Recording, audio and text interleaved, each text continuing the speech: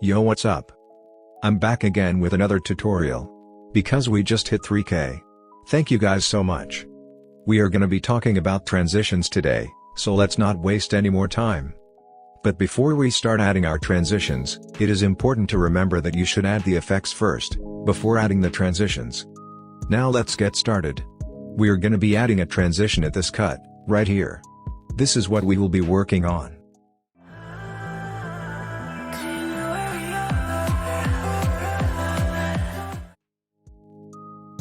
The first thing that we need to do, is add an adjustment layer.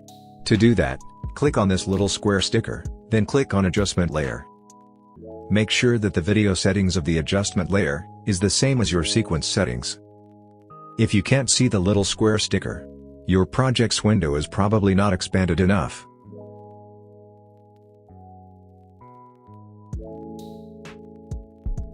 Drag the adjustment layer to your timeline, then put the adjustment layer on top of the clips that you're going to be using.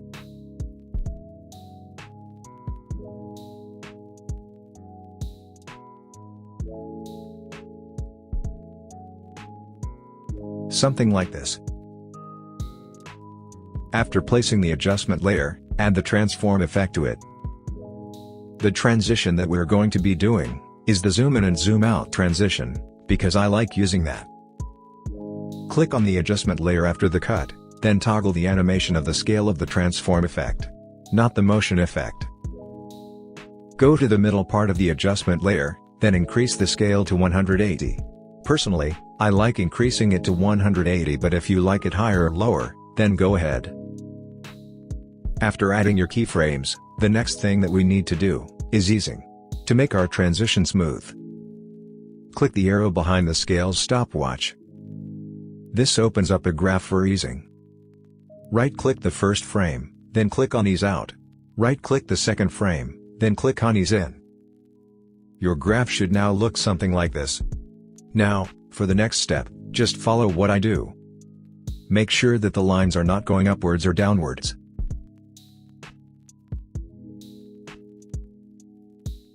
If you're having trouble keeping the line in place, you can just expand the graph by doing this.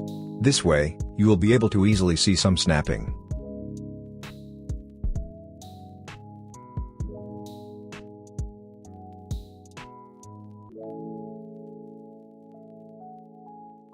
The zoom in should now look something like this.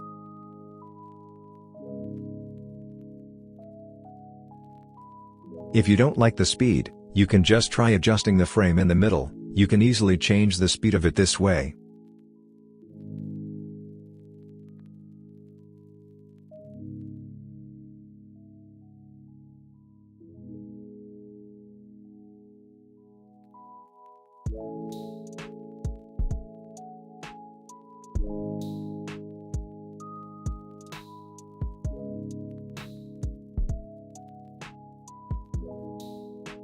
The next step is to just add motion blur. To do that, uncheck this box, then increase the shutter angle to 360. You should now see some motion blur.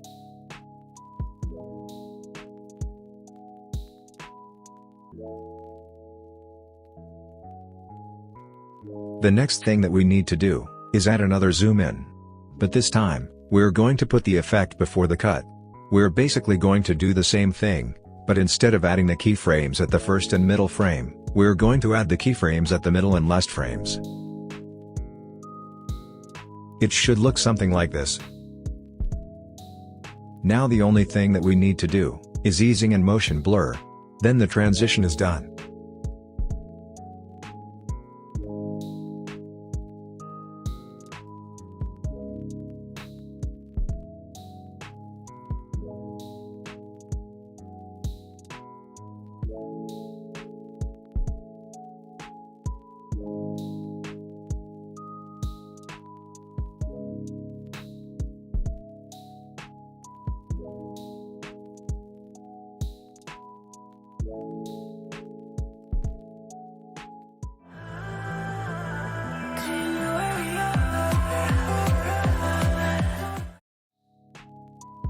That's it. Goodbye.